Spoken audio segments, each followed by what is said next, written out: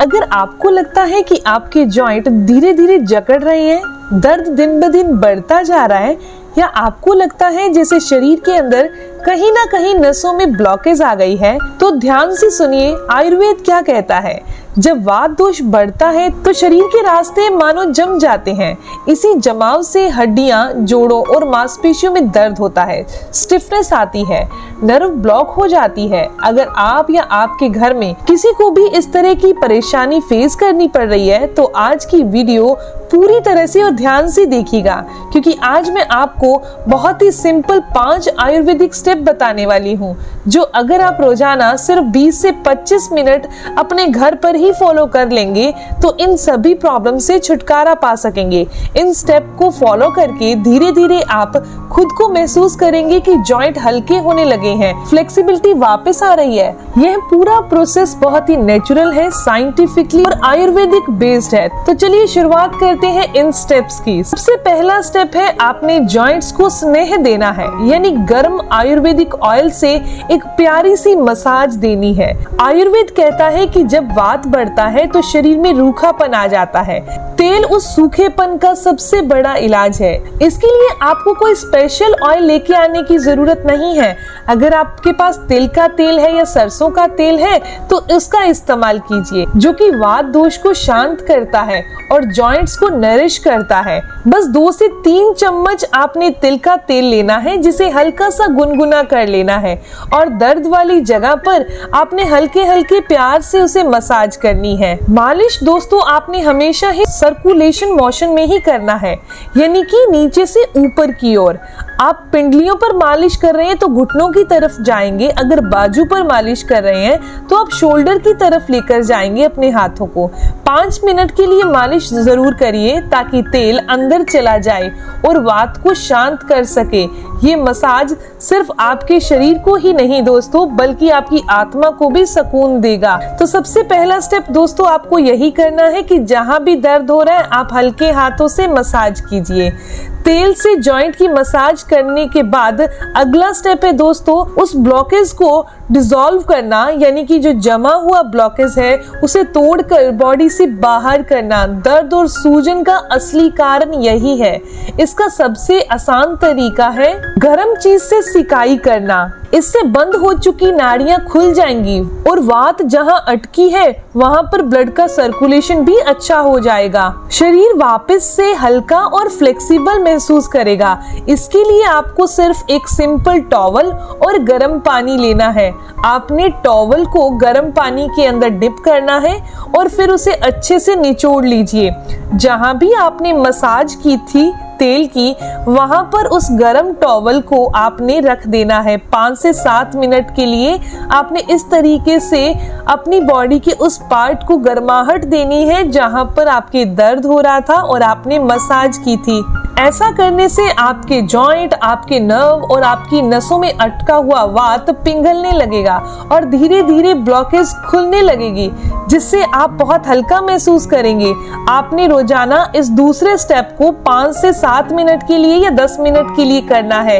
ये आपके शरीर को ऊर्जा और फ्लेक्सिबिलिटी देगा। तीसरे स्टेप में आपने क्या करना है, अब आपका शरीर गर्म हो चुका है, सिकाई हो चुकी है और ब्लॉकेज हल्का पड़ने लग गया है। अब अगला स्टेप आता है कि आपने अपने शरीर के कुछ पॉइंट्स को एक्टिवेट करना है, स्टिमुलेट करना है। आयुर्वेद कहता है कि हमारे शरीर में कुछ खास बिंदु होते हैं जो कि हमारे ब्लड के फ्लो को बेटर करते हैं, ब्लॉकेज को बॉडी से बाहर कर देते हैं और नसों में जो रुकावट आ जाती है उसे भी डिसॉल्व करके, पिघला कर बॉडी से बाहर करने में मदद करते हैं। वैसे तो हमारे एक्यूप्रेशर में बहुत सारे पॉइंट है, लेकिन इसमें 2 बहुत ही खास पॉइंट बताए गए हैं। ये हमारे हाथ में इंडेक्स फिंगर और हमारे थंब के बीच का स्टेप होता है।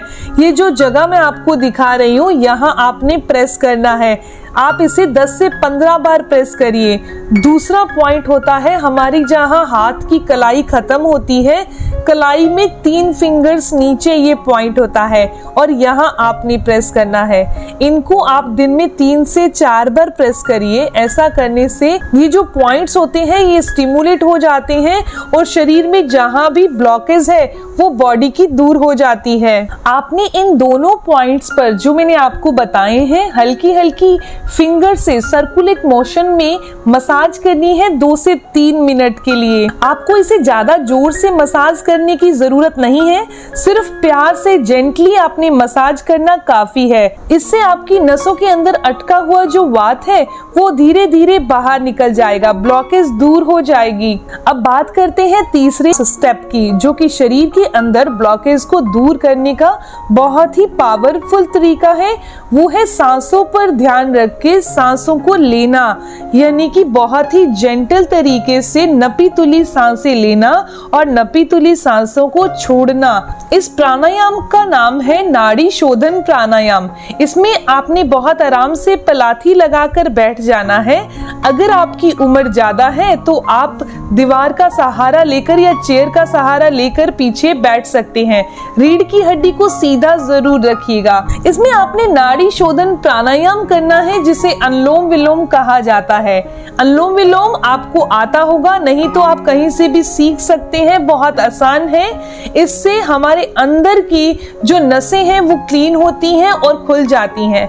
आपने किसी भी सहारा लेकर रीढ़ की हड्डी को सीधा रखकर बैठकर फिर अनुलोम विलोम यानी कि नाड़ी शोधन प्राणायाम करना है। धीरे धीरे नपी तुली सांसें जरूर लीजिएगा। सांस लेनी है, ध्यान रखना है, छोड़ना है, फिर ध्यान रखना है।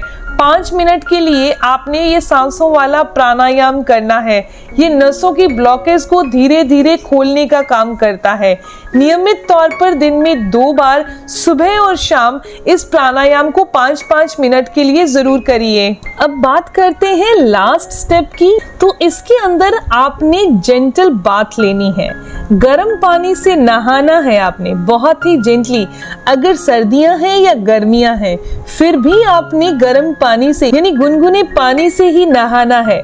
ऐसा अगर आप करते हैं तो ये आपके जॉइंट्स के दर्द को दूर कर देगा, नसों में ब्लॉकेज की दिक्कत नहीं होगी। आयुर्वेद कहता है कि ठंडा और सूखा खाने से भी आपको बचना है, जैसे कि दही है, कोल्ड ड्रिंक है या फिर ठंडी चीजें आपने अवॉइड करनी है।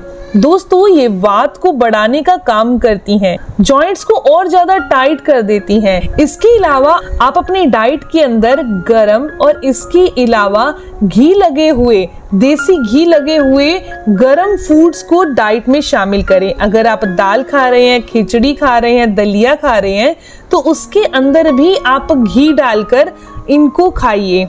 ये जॉइंट्स को लुब्रिकेंट करेंगे, चिकनाहट को पैदा करेंगे, नसों में ऊर्जा का फ्लो सुधार देंगे। ये आपके बाहर से स्किन को तो अच्छा करेंगे ही करेंगे, इसके साथ साथ अंदर से भी आपको गर्माहट देंगे, आपकी बॉडी के वात को बॉडी से बाहर कर देंगे, जॉइंट पेन की समस्या में बहुत रिलैक्स देंगे। इसके अलावा रोजाना आपको हल्की फुल्की एक्सरसाइज और स्ट्रेचिंग जरूर करनी है। वॉक और एक्सरसाइज करने से आपकी बॉडी के अंदर मूवमेंट बढ़ेगी, ब्लड सर्कुलेशन अच्छा रहेगा और बॉडी में वात नहीं जमेगा, बॉडी की स्टिफनेस दूर हो जाएगी। दोस्तों आपने देखा कि कितना सिंपल है शरीर को वापस से अपने आप को स्टिफनेस से दूर करना, बॉडी को रिलैक्स करना। रोजाना सिर्फ 20 से 25 मिनट ही अपनी बॉडी को देने हैं। दोस्तों ये जानकारी, ये इन्फॉर्मेशन यहीं तक थी।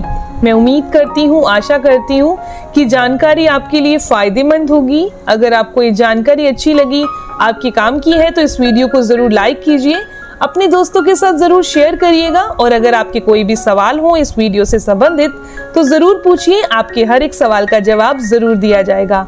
मिलते हैं दोस्तों नेक्स्ट वीडियो में, तब तक के लिए stay healthy, always be happy. Thank you for watching my video. Okay bye.